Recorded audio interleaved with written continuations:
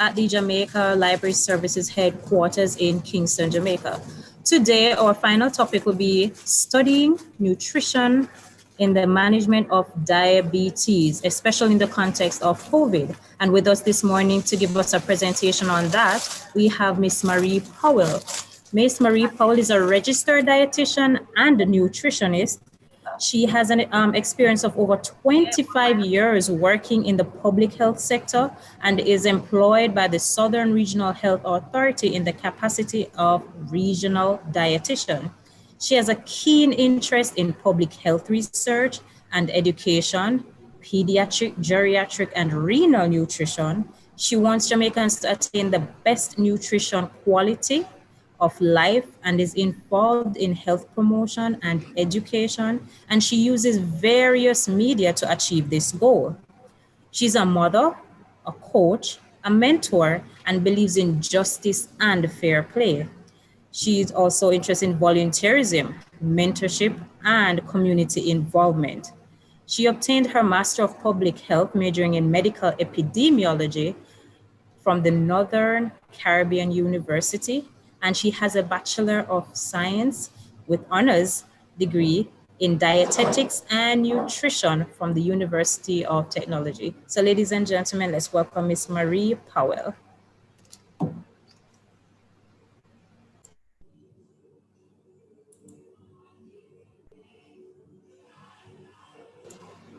Miss Powell, you're on. Just setting up, just about to.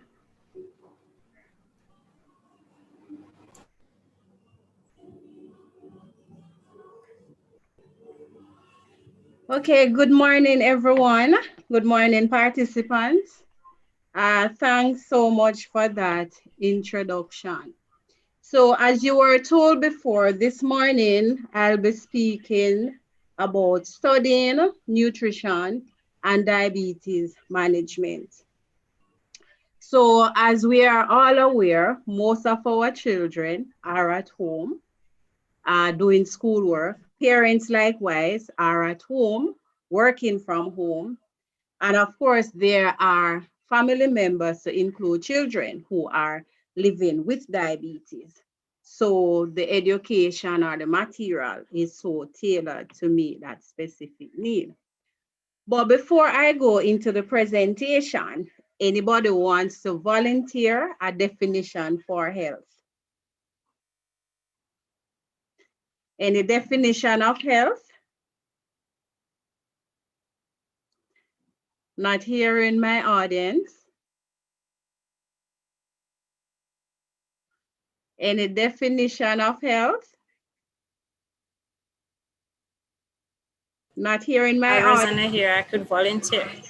All right, go ahead and volunteer. I think I'll do break the ice. So basically health, well, to me is basically a state of being free from any form of illness or, any sickness at all, any underlying conditions or injury. And for me, health does not only, encompass, it takes a lot of forms, so like spiritual health, mental health, physical health, all of that. That's what it is to me. Audience, are you in agreement? So more or less, she's correct. According to the World Health Organization, health is a state of complete physical, mental, and spiritual well-being, and not merely the absence of disease or infirmity. And I guess you might want to add financial health as well, because most of us are struggling at this point in time. We may have lost our jobs, we may have experiencing reduced hours of work, and that in itself will impact our food budget and the quality of our financial health as well. So just to speak quickly as to what is diabetes, because as you know, this month is diabetes month. Saturday was World Diabetes Day, and many people have diabetes. Just about 12% of the Jamaican population between the ages of 15 to 74 years old are living with diabetes. So diabetes affects the body's ability to make or use insulin. It leads to high blood sugar, same as high blood glucose. So maintaining a healthy blood sugar level is key to managing the diabetes. So the diet will determine how high or how low the blood sugar level is. So individuals want to get a balance. Choosing nutritious foods, watching the portion sizes, structured physical activity can aid in the management of the blood sugar level. So I will quickly look at food groups and nutrients, the food-based dietary guidelines for Jamaica. So yes, there is a food-based dietary guideline tailored for the Jamaican population, and these guidelines have been driven by research. We want to look a little at portion control, and then there is the issue of hypoglycemia. So diabetics will experience hypoglycemia, more specifically the persons who are maintaining on insulin. And we want to look at physical activity, because if you're a diabetic, you need to know what is it that you need to do during, before, and after participating in physical activity. So what are foods? Anybody want to respond to that question? What are foods? Not hearing from my participants. Participants, not hearing you. So I'll continue reading. So food are the products derived from plants or animals that can be taken into the body. So of course, food provides energy. It provides nutrients. And of course, food can be used to help to manage and to prevent certain medical conditions. So we eat food to get nutrients to maintain life, for growth and development, and to repair tissues. So if we look at the children, especially those from 0 to about 36 months, if the nutrition is not correct, that are adequate, then it put them at risk for developing undernutrition. On the other end of the continuum, there is risk for persons to become overnourished as well. So there must be a balance where nutrition is concerned. So nutrients are what nourishes the body. So these nutrients, it's on the slide there. There is carbohydrate, protein, fat, vitamins, mineral, and of course, water is the forgotten nutrient, because most persons don't see water as a nutrient, but it is one of the 6 nutrients. So remember that nutrients, chemical substances obtained from food, they are used to provide energy, they maintain and repair body tissues, and they are useful to reduce the risk of some diseases. So how do we get these nutrients? These nutrients are eaten. So it's based on the 6 food groups. So the 6 food groups are staples, legumes, that's legumes and nuts, foods from animal, fruits, vegetables, and fats and oil. So there you have the 6 food groups. So this is what we use to do meal planning to get a healthy diet in the population. So let's look briefly at the food groups, the role in the diet, and some examples of these foods, and a recommended serving size. So the daily servings that's indicated on the slide is for the healthy population. So this will be dependent on the absence of a chronic disease or medical condition. Your weight, age, height, physical activity level will determine how much you consume from these food groups. So staple foods, this includes starchy fruits, root, tuber, cereal, bread, biscuit, pasta. And this food is our energy food. Some children will talk about go food. Then there is legumes and nuts, and of course, persons are eating seeds, for example, pumpkin seeds, sunflower, sesame seed. This particular food group is a plant-based source of protein. It's high in fiber, and it also provides vitamins and minerals as well. So that's our peas, beans, nuts, and seeds. So it's recommended that we have 2 to 4 servings per day, or you could try and have it at least to spread it throughout the course of the week. The next food group is the foods from animal. So that's the meat, fish, chicken, poultry. Milk also falls in that food group. But remember that milk can be from a plant-based source or from an animal source. However, based on how it is used in the diet in Jamaica or in the Caribbean to an extent, it is considered to be in the food from animal. Fruits and vegetables, I'll speak to those together. So fruits and vegetable actually provides fiber. It adds bulk, it adds fullness, and it has your micronutrients, and it has your phytochemicals. So fruits that are red, yellow, orange contain certain pigments that are beneficial to the body. And finally, there is fats and oil, and this is another one of our energy producing nutrients. So a gram of fat will provide 9 calories, while a gram of carbohydrate or a gram of protein will provide 4 calories. So what we term the macronutrients would be the staples, the macronutrients will be the carbohydrate, protein, and fat, and you should be able to identify what particular food group would contribute the bulk of those nutrients from the diet. So for carbohydrate, the main source would have been our staple foods. For protein, it will be the foods from animal or the legumes, all right? And fat would be coming from the fats and oil group. So here we have the Jamaican food guide. But before I speak to the food guide, how many persons are familiar with the food-based dietary guidelines for Jamaica? Is anybody familiar with that guideline? Because there is a chart which actually speaks to the food-based dietary guideline. Anybody? I am. You have a few people who are. Yeah. Okay. There's one Great. person in the chat who says they're not aware of it. Okay. So the food-based dietary guidelines was introduced around 2015. It is driven by research. So what was done, we look at the foods that are commonly eaten in the Jamaican household. And then I'll speak a little bit after about the food-based dietary guideline, the 8 individual guidelines. So here we have the food plate. So it's actually a plate that is divided in sections. Are you able to identify the various sections?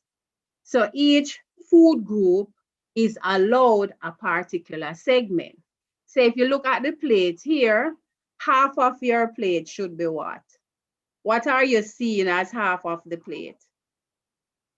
So fruits and vegetables should be half of the plate. Now, if we notice here, the staple foods, that's the ground provision, cereal, bread, biscuit, and pasta, is a little bit more than quarter of the plate. And if you notice what's in the plate, locally grown foods. So locally grown foods, that's the ground provisions, are encouraged. Why? These are fiber-rich foods and they are not processed. A small segment is given to legumes and nuts. Then you have your foods from animal there, and the smallest proportion is your fats and oil. So these food guides, as the narrative say, demonstrate a set criterion for the day-to-day meals or menu planning. So it is actually a visual representation of food categorized based on the nutrients that they provide and the suggested allowances for the number of servings. So here you're looking at the 8 food-based dietary guidelines. So the first 7 speaks to food intake, and the last one speaks to physical activity. So the first one is eat a variety of foods from all the 6 food groups. You're asked to eat a variety of fruits daily, eat a variety of vegetables daily. So please don't just eat the vegetables on a Sunday. It should be included in the diet 7 days a week. at least once per day, but the guideline is actually 3 times per day. You want to include peas, beans, nuts, and seeds. We want to reduce the intake of salty and processed foods, so the saltfish, salt mackerel, the cup soup, that persons tend to be having a lot of. Those foods are actually high in sodium. You want to reduce your salt intake as well. So reduce intake of fats and oils. So want to cut down on fatty and fried foods. Reduce intake of sugary foods and drink. And I know persons may be familiar with the beverage guidance to be used in school. So right now we are looking at 5 grams of sugar per 100 mils of beverage, because what we know that excess sugar can contribute to obesity, and obesity is a risk factor for the chronic diseases as diabetes, high blood pressure, and heart disease. And finally, make physical activity a part of your daily routine. So the guideline for adults is actually to have at least half an hour of activity per day. And for children, it's at least an hour of physical activity. So question, are diabetics allowed to use added sugar? Can I get a response? Are diabetics allowed to use added sugar? So that's simply asking, should sugar be added to beverages, to porridges, and so on? Andrew White commented in the chat to say yes. Right, so I do agree. So diabetics are allowed to have sugar. It is not sugar that raises the blood sugar level, it is the total carbohydrate. So when you read your labels, for example, persons just tend to look at the amount of sugar per serving of the product.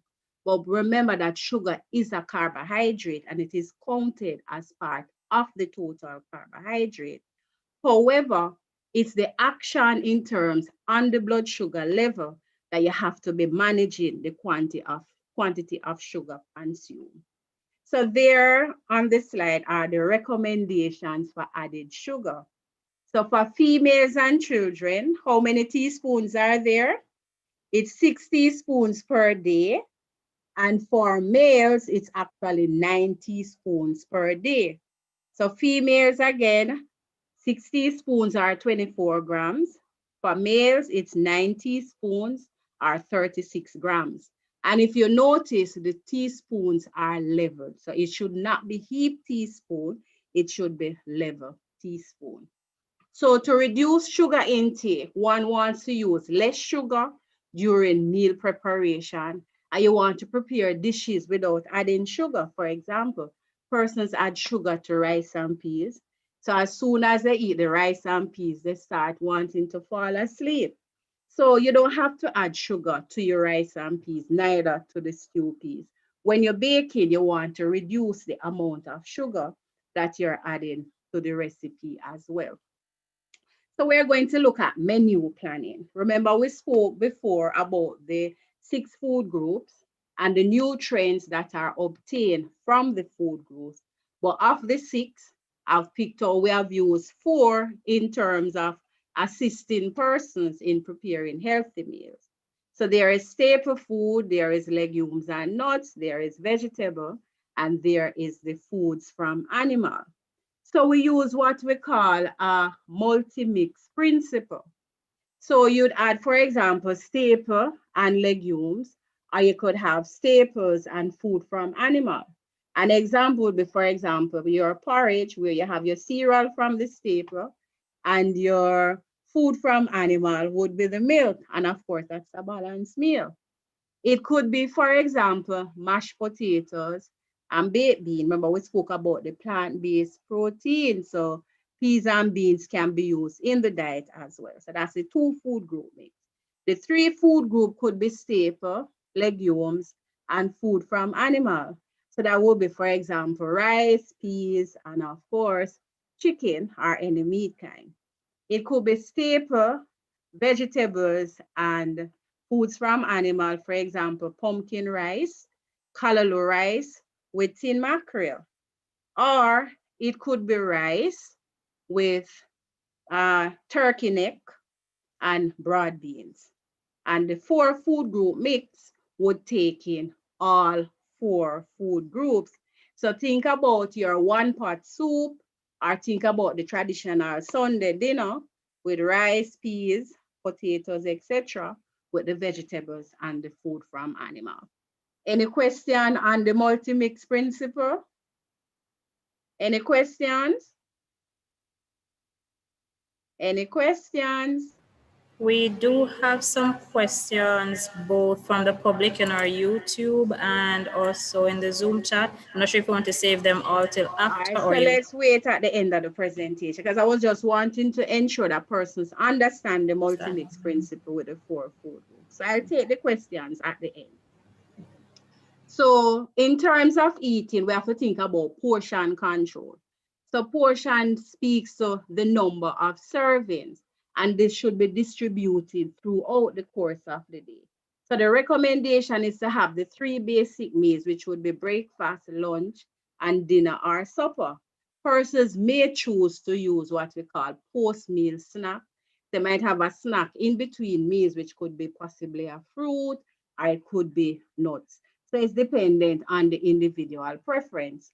However, you're not going to just place some food on your plate. We have to think about measuring. So measuring is important. So it could be physical count, meaning 3 biscuits. It could be measured to give half cup of rice.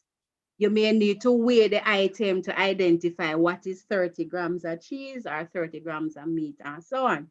So if you want to have precision in terms of portions, then you'd have to employ the use of measuring tools.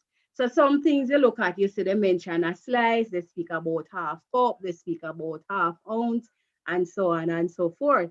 So that's how these come in. So remember that when the assessment is being done for the particular food item, it is based on the portion size. So you would determine how many portions you want to eat.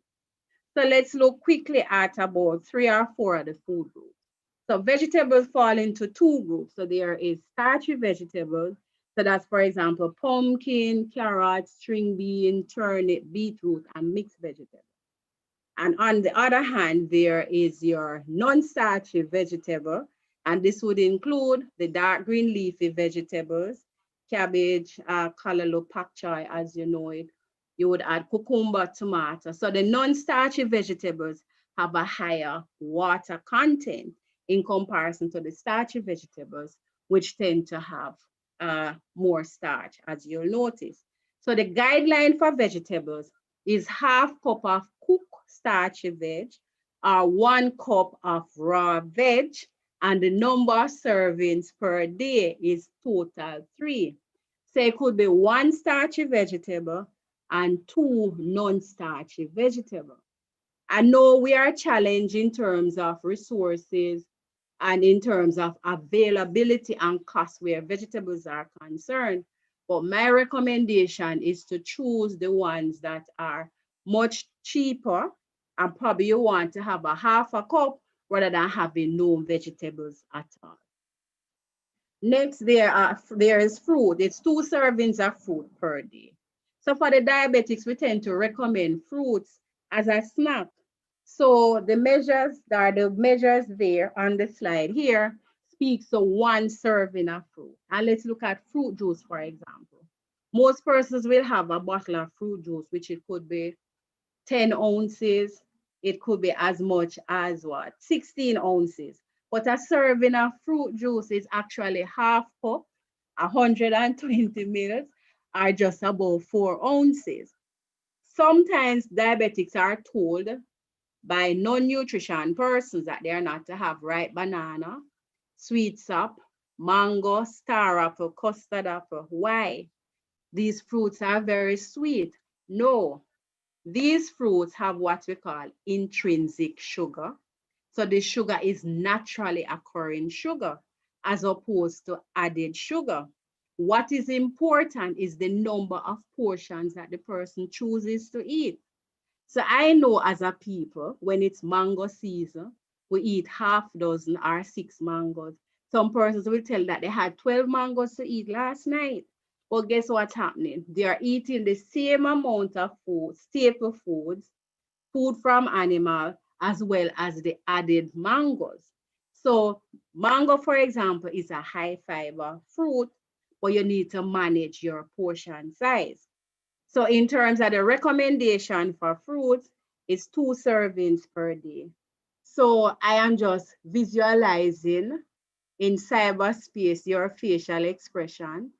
On a Saturday when we buy a hand of banana, it is done in an hour because the bananas are so sweet that we just keep eating and eating. But you want to distribute your fruits across the days and across meal times. So it should not be a SEE, seafood diet. The more I see is the more I eat. Consideration has to be given to mindful eating in terms of moderation. For staple foods, that's the ground provision, cereal, biscuit, pasta, and so on, as you already know. So there are some serving sizes there. So for the water crackers, it's speaking to the one in the red package. One of that biscuit has 25 calories. 2 biscuits would be equivalent to just about 15 grams of carbohydrate. If you're eating the flavored hard crackers, then that again even will pose more challenges because it has more calories. So your flavored crackers, that's the cinnamon crackers, has a higher carbohydrate content. So a half cup of rice, a half cup of porridge or noodles is a serving. That thick slice of bread is actually 2 servings as staple. Is the flimsy one that is actually 1 serving. So 1 slice of the thin one is a serving of staple, while the thick one is 2 servings. And for ground provisions, be mindful of the quantities that is placed on the plate.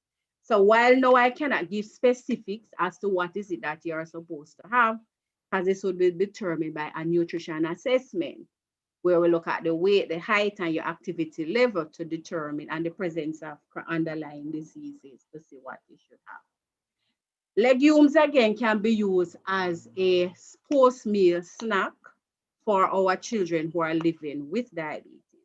Where nuts are concerned, Jamaicans on a whole love nuts, so we eat a lot of nuts. But the serving size is a handful. So you don't stretch the hand out because you have to position the hand in such a way that the 2 tablespoons can hold in it. A sachet of peanut, which is what some persons tend to have, and the traditional sachet of peanut will give you about 210 calories. Bearing in mind, so that's for about 1 ounce of peanut. Bearing in mind that peanuts or nuts are high in fat, while our peas and beans tend to have a higher carbohydrate content. So you need to practice mindful eating when you're having the nuts. So let's look at ordering takeout. Yes, ordering takeout or delivery. So persons may order food to be delivered at home, depending on your financial situation, or persons may eat out despite the challenges with COVID. So you need to stop and think about what is it that you're ordering for the family to eat. So if it says crispy, crunchy, buttered, breaded, creamy, cheesy, be mindful because these are often higher in fats and calories. So you'd want to choose, for example, baked, grilled, or roasted, or steamed. You want to limit items that are fried or served in sauces, because sauces tend to have a lot of fat as well as sugars in them. So you want to look at other options that are available, or you want to choose smaller quantities. A sachet of ketchup, for example, has 5 grams of sugar, and that's about 20 calories. So look at how much ketchup you're actually adding to the fries, to the chicken, and so on. When it comes to drink, you need to rethink your drink. So our children are at home, and what we tend to do is to make a container of drink and say, oh, drink it through the course of the day. Can we encourage them to limit the amount of, or you who have control, to limit the amount of sugars? Remember, For children, it's 6 teaspoons, and diabetics are allowed to have sugar as well. You need to manage the amount of sugar. And you can suggest options, for example, water, infused water, where you add fruits or vegetable of your choice to the water overnight, and it is so refreshing and nice. For persons who have coconut water, that can be substituted for the sugary beverages. You can make a smoothie. So everybody is making smoothie, but you have to be mindful what is added to this smoothie. So some person, if you're making a fruit smoothie, no sugar should be added. It should be just the fruit with ice, bearing in mind what the serving size is. Some persons use oats, they add flavored milk to it, and that is actually increasing the calories and changing the nutrient profile of that particular food. So we use oats with condensed milk. We don't use oats with the recommended milk, which would be soy or low-fat milk. Condensed milk is a high sugar product, which will help to raise the bad cholesterol level, while we'll be having oats to lower the cholesterol level. You want to avoid eating out of containers. So when you purchase the food, when you get home, you need to plate it to see exactly what you're eating. So the suggestion is to move your plate from the container that you can manage your portion size, because most places that we are purchasing food, no consideration has been given to portion control or method of preparation. If you must eat from the container, eat half of the food and leave the remainder for a meal later or the following day. So we're looking at physical activity now. So persons talk about exercise, because once you talk about physical activity, some persons become worried because they look at exercise as something that is stressful. But there's a difference between physical activity and exercise. So physical activity is any movement that increases the usage of energy. So for example, doing your housework, for example, mopping or sweeping, that's physical activity. So you just add some rhythm to it. Gardening is physical activity. However, exercise is structured exercising as running or weight lifting. All right. So what are the benefits of physical activity? So we know that physical activity helps to manage the blood sugar level. So in truth and in fact, it lowers blood sugar level. So when you use a muscle, you use 7 to 20 times more glucose than a non-exercising muscle. So you don't have to be a diabetic to participate in physical activity, but physical activity is also recommended for the general population. It assists with weight management. For students who are preparing for exams and doing SBAs and all of those activities that comes with learning from home, physical activity is important. Also, it benefits your brain function and your brain health. It helps to reduce stress and better sleep.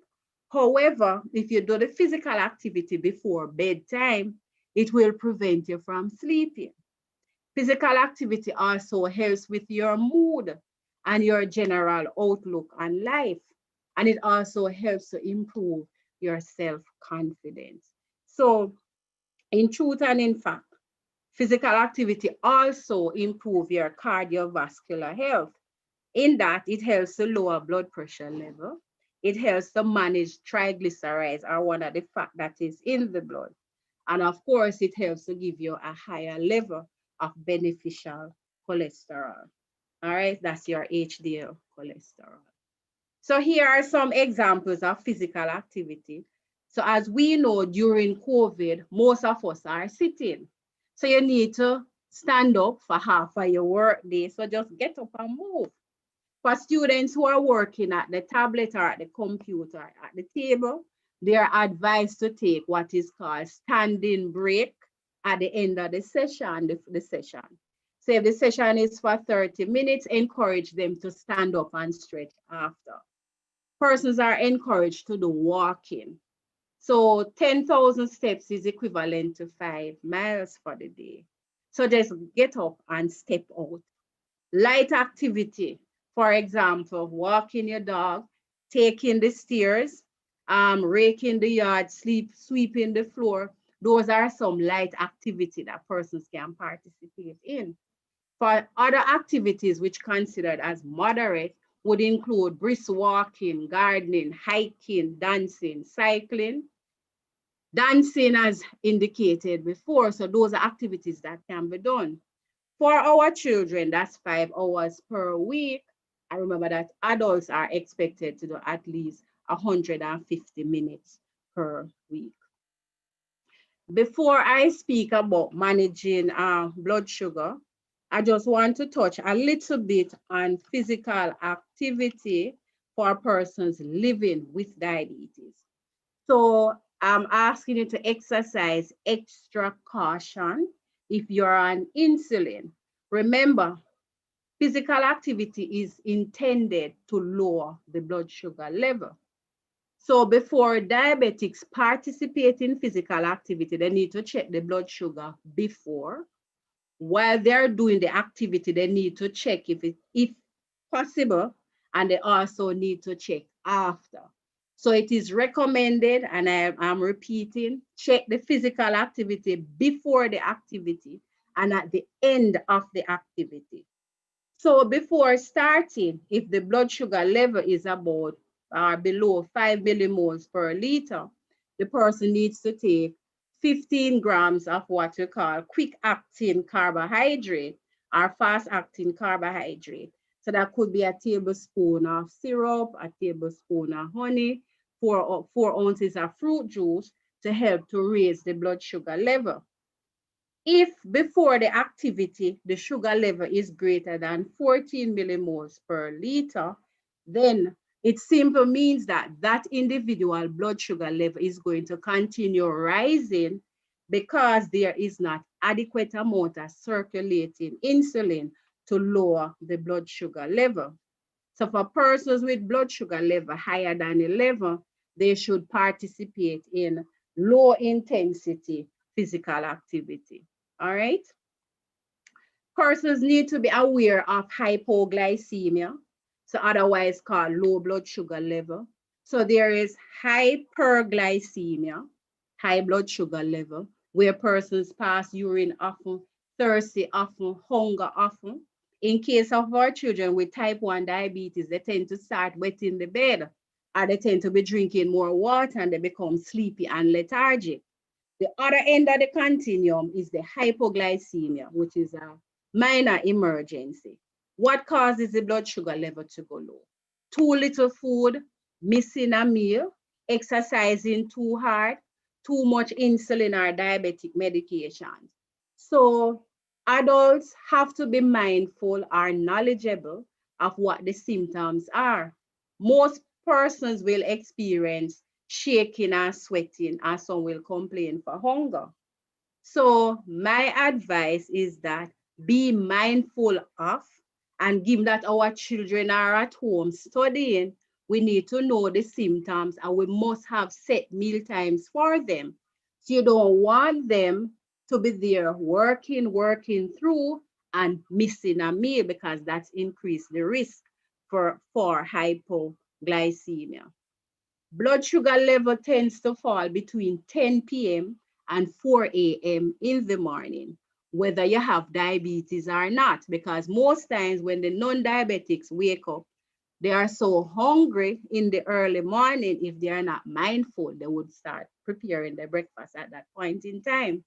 So because you are aware that the diabetic blood sugar will fall at that time, you need to ensure that you give a bedtime snack. So the bedtime snack should have a staple food and a food from animal, and it is intended to tide over the blood sugar level until morning. So if your child or your relative is having what we call an hypoglycemic episode, where you observe symptoms of sweating and shaking, you're going to give 15 grams of fast or quick acting carbohydrate. So this would include, for example, 4 ounces of regular soda or juice, 3 to 4 soft candies. Do not choose sweets that have chocolate in it, because chocolate has fat and it's going to take a longer time to get into the bloodstream. Or you could use a tablespoon of sugar, jam, honey. All right. So you must know the symptoms and how to treat it. So don't let it come across that the child is in spirit, because that is some of the things that they say about our children when they have hypoglycemic episode, especially in the school setting. And when they start sweating and shaking, the teachers start fanning them and praying for them. So we need to be aware of the symptoms and how to treat and manage. And for parents who have children newly diagnosed with diabetes, you have to ensure that you know how to treat and to manage. So sometimes we treat the hypoglycemia, but we don't feed the child. So guess what happens after? The child blood sugar, you have a repeat of the symptoms. So remember, once you observe symptoms, you're going to do what? Treat it, all right? And then you manage it. So don't stick the finger. Give the quick acting carbohydrate first. Wait 15 minutes and then you check the blood sugar level. Here I have some blood sugar values. That's the standard. So the fasting blood sugar, when they wake in the morning, this is for persons who have diabetes. That blood sugar for fasting, we normally say to the patient, it should be between 3 and 8 millimoles per liter, or 70 to 140 milligrams per deciliter. If this child has eaten and is up and about, when we do a random sugar, it should not be less than 3.9 and it should not be higher than 10. The guideline says 11, but I try to get persons to understand you need to keep your blood sugar level in single digits. So if you aim for 11, you might end up with 12. So I said, try as best as possible to manage the food intake to keep the blood sugar level as close as possible to the reference range. So just to add, if you have a child living with diabetes, not sure where you access healthcare, but there is the Life for a Child program that is run by the Diabetes Association of Jamaica. Through the Life for a Child program, any child with diabetes from 0 to 25, it goes into early adulthood. Once they register with the Life for a Child program, they'll be able to access free insulin, lancets, that's the needle that you use to stick, and a glucometer that they can use to manage the blood sugar at home.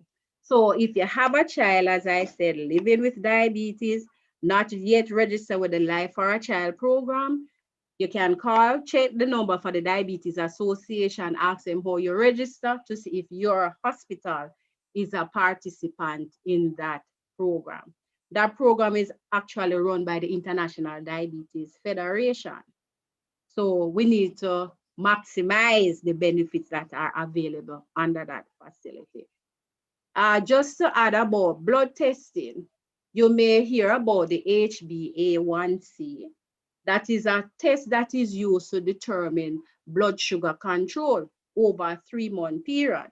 So if the blood sugar level is not controlled, what actually happens, the glucose actually sticks to the hemoglobin. So when you stick the finger at home, the blood sugar level may be within the reference range. However, it does not mean that the sugar is controlled. So the HbA1c is the gold standard for diabetes management. So in concluding, the encouragement is to choose a variety of foods from all of the 6 food groups. The food-based dietary guidelines should be used to guide menu planning. I remember we spoke about the 4 food groups in the multi-mix principle. So that's the staple foods, that's the legumes and nuts, foods from animals and vegetables. Use the food guide at all times. Remember, we have that plate. Half of the plate should be vegetables, and you want to keep the amount of staple foods consistent from day to day for the child who is living with diabetes or the adult who has diabetes. Also, the number of food portions eaten is based on age, sex, height, physical activity level, state of health, and medication. So there we have the food-based dietary guideline for Jamaica. This is the driving principle that should be used in terms of menu planning. For our children who are living with diabetes, they should see a registered dietitian or nutritionist to develop an individualized meal plan. That meal plan is based on foods that are available to the family, and we work alongside with the family to provide guidance or a meal pattern that is tailored specifically for that child. That's the end of my presentation. Thank you so much, Miss Marie Powell. That was an excellent and detailed presentation, and call me biased. It's the highlight of everything for me, maybe because we studied the same thing at UTech. So yes, what we will go ahead to do now is that we'll go ahead to have our question and answer session.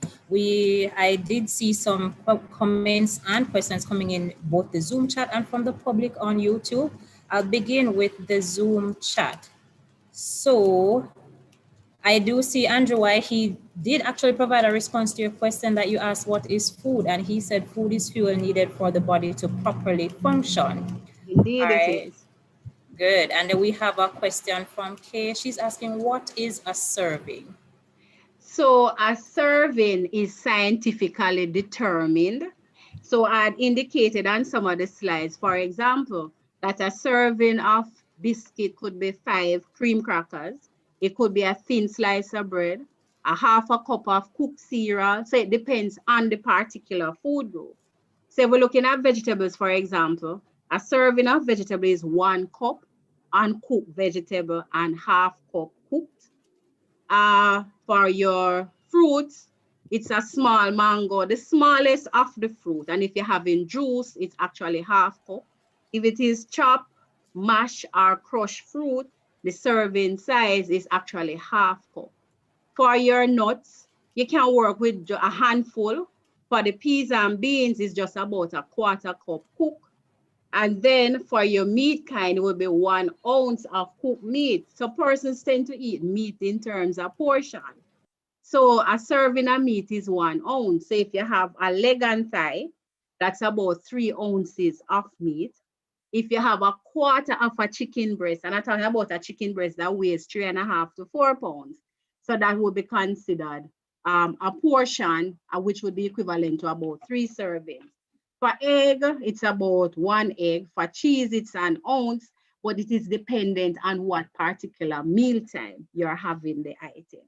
So I am going to suggest that the person who asks that question, they can go onto the Ministry of Health and Wellness website, access the food-based dietary guideline, because there's a book that goes with the guidelines. So that would provide a wealth of information in terms of the serving sizes from the different food groups.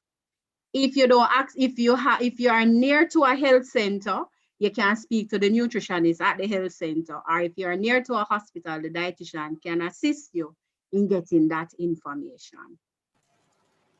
Thank you so much for that, Ms. Powell. Thank you. Going through again, I see Tashion Brown mentioned portion size. Not sure if it was a question, if what is a portion size, or she was just commenting during the presentation. So let me just comment on that portion size. So remember, our audience, we spoke to serving size.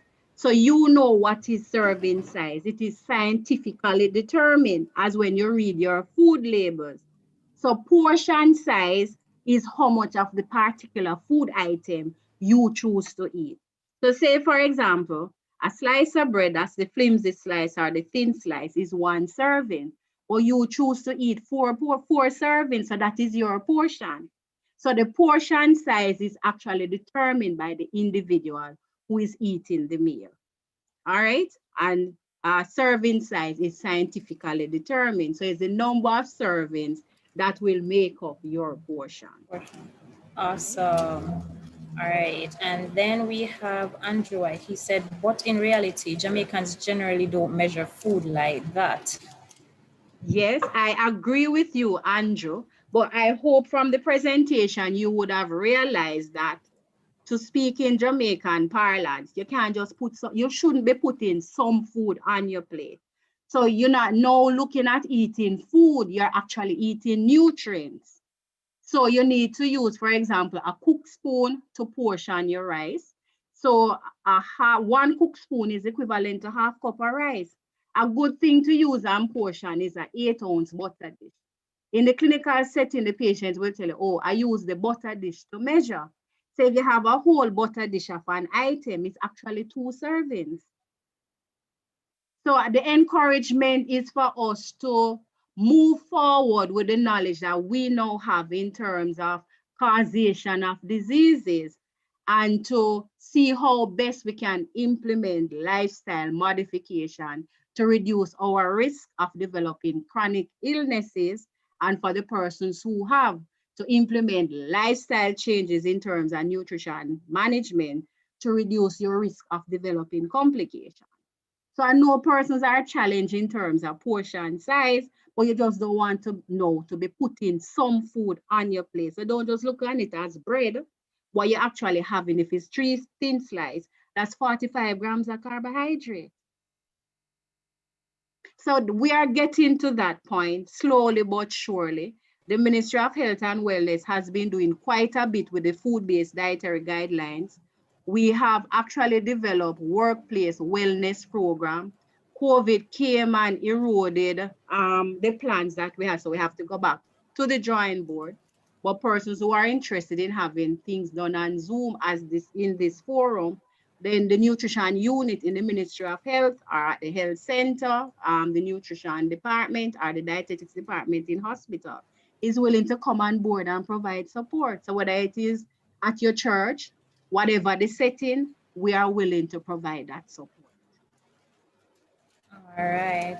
And I will quickly go over to the public who joined us via YouTube. I do see some questions and comments from participants.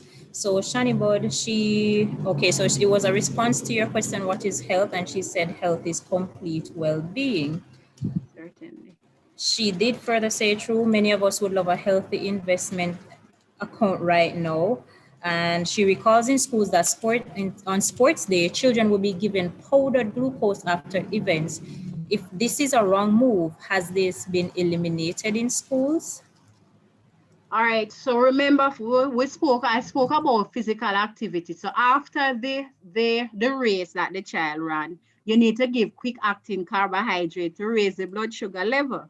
So to give the glucose is not wrong. So it depends on what is available at the school. Others may give the child a sport drink.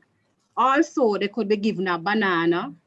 So it depends on what the school have available. It's just to give them that burst of glucose after the activity to raise the blood sugar level. So the choice one would say maybe sport drink, or it depends on what the school have available so the glucose can be used. Okay. All Yes, the right. glucose can be used. Okay, good. And then I guess she was relating to a scenario that you gave that she had to cut down on mangoes and her doctor recommended not eating mango and ripe banana together as both are high in sugar. She was encouraged to have them at different times as snacks and that you touch her comment with the oats and condensed milk in your presentation. Okay. The rationale behind that, as I indicated in the presentation with the mangoes and the ripe banana, those are intrinsic sugar, so it's sugar within the food itself. So the key is portion control. So if for example, the individual is allowed 2 servings of fruit, they are encouraged to distribute it throughout the course of the day. So depending on the size of banana, the average finger of banana will be about 150 calories. So it can provide more than 30 to 45 grams of carbohydrate.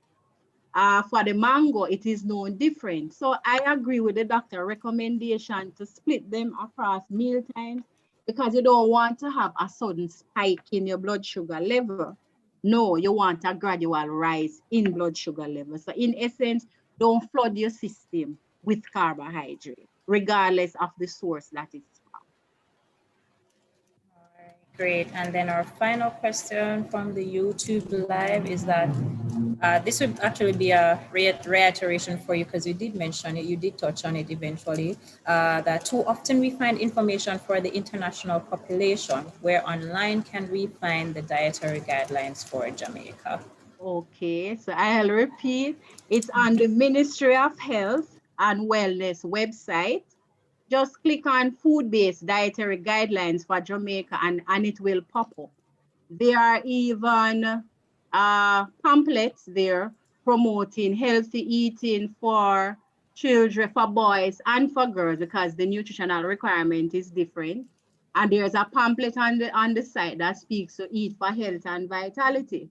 So it is difficult to provide all of the information that persons need at one time in terms of portion size.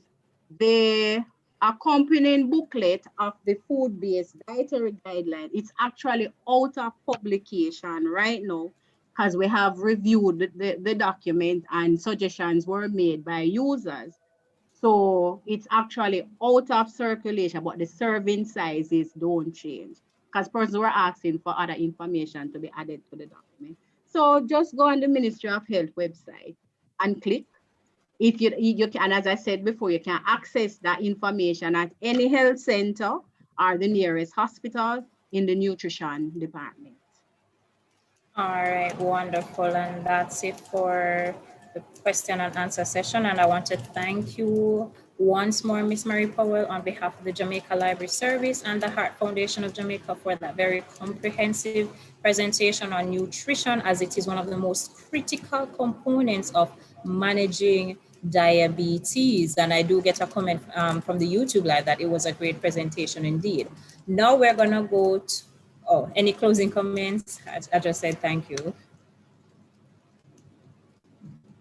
From your audience?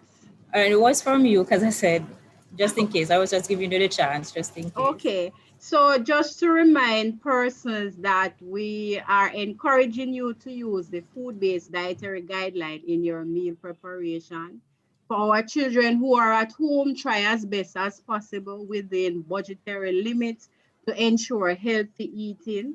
Cut down on the sugary beverages, encourage them to have more water and infused water.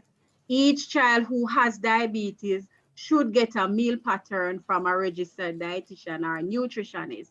It's not a one size fits all. It is an individualized meal plan. Remember hypoglycemia, how to manage it, and how to prevent it from happening to your child. All right, wonderful. Thank you so much, Miss Marie Powell.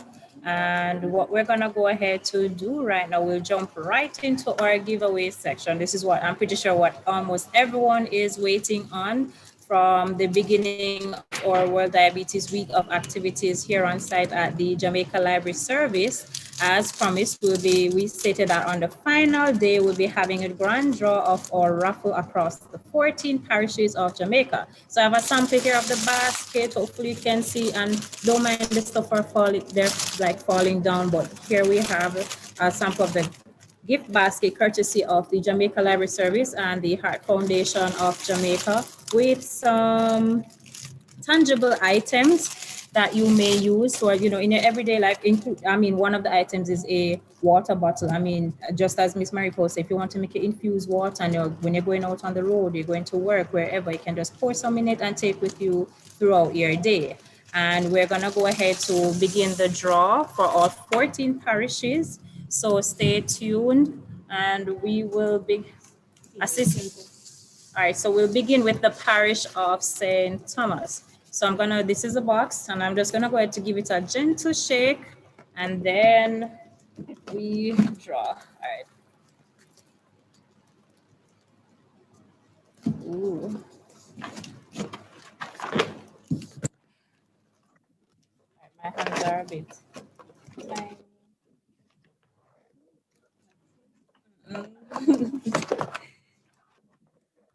Just a minute, everyone. All right, I think the papers are getting. All right, so we just.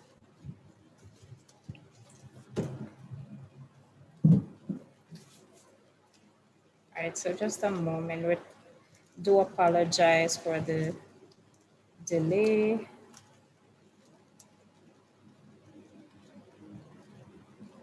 So papers are kind of getting stuck in some creases inside the box.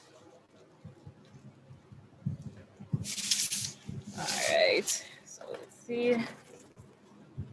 All right, okay, great. So let's see who our person for St. Thomas is. We have a, I hope I pronounce it correctly, it's a Latoya Simpson. So Latoya Simpson, congratulations to you. You are the winner for St. Thomas for the grand prize of a basket courtesy of JLS and the HFJ. So the baskets will be distributed across all the parish library network. So you'll be able to go to the St. Thomas Parish Library to collect your prize, Miss Latoya Simpson. Congrats once more. We now go to the parish of Portland. So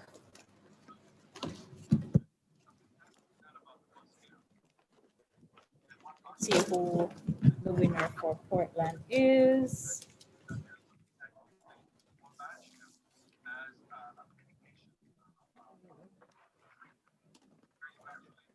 I got one.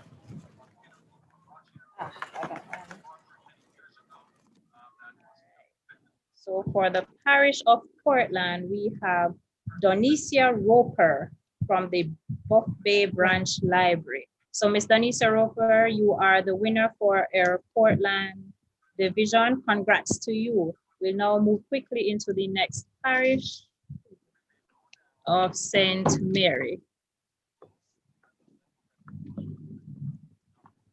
And the lucky winner for the parish of St. Mary will be, I remember this person from yesterday, Carlene Tate from the St. Mary Parish Library. So congrats, you're a lucky winner, Miss Carlene Tate. So you'll be able to collect your gift basket from the parish library. And then for the parish of St. Anne,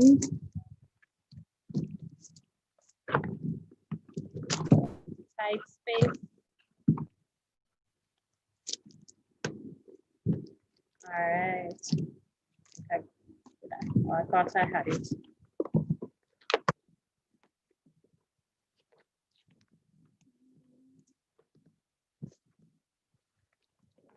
I got it. All right. For the parish of St. Anne is a Nicola Clark. So Nicola Clark, you are our lucky winner for the parish of St. Anne, and your basket will be available for pickup from the St. Anne Parish Library. And then for Clarendon, this was a bigger bunch, so hopefully this will be easier. Let's see who will be the lucky person I picked out. And so I got one. This person is Sashana Lewis. So Sashana Lewis is our winner from Clarendon. Your basket will be available at the parish library for pickup.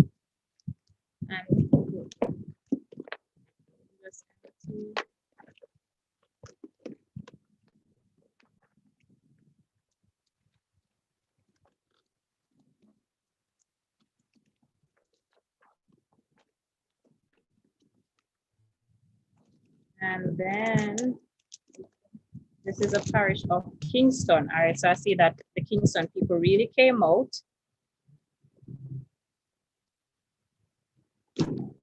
Kingston, let's see who the lucky winner is. For Kingston, we have Sharnette Bud. So Sharnette Bud, you are our lucky winner, and your gift basket will be available for pickup from the Kingston and St. Andrew Parish Library. So congrats to you, Sharnette Bud. And that is it. So those are all of the grand prize winners and participants of our raffle giveaway. Congrats to you all. And at this moment, I would like to remind you that your prizes are available for pickup at the parish library network. And now we're at the end of our presentation and end of our World Diabetes Week of activities.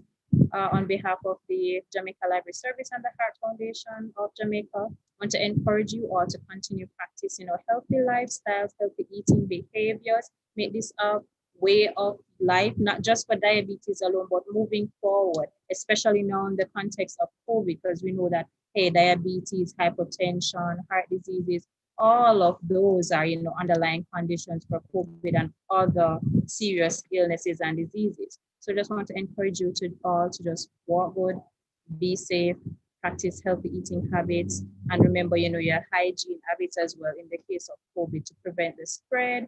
And I do wish you all a wonderful weekend to come. So bye, and until next time when we're putting on something like this again, we hope to see you. So have a good day, everyone.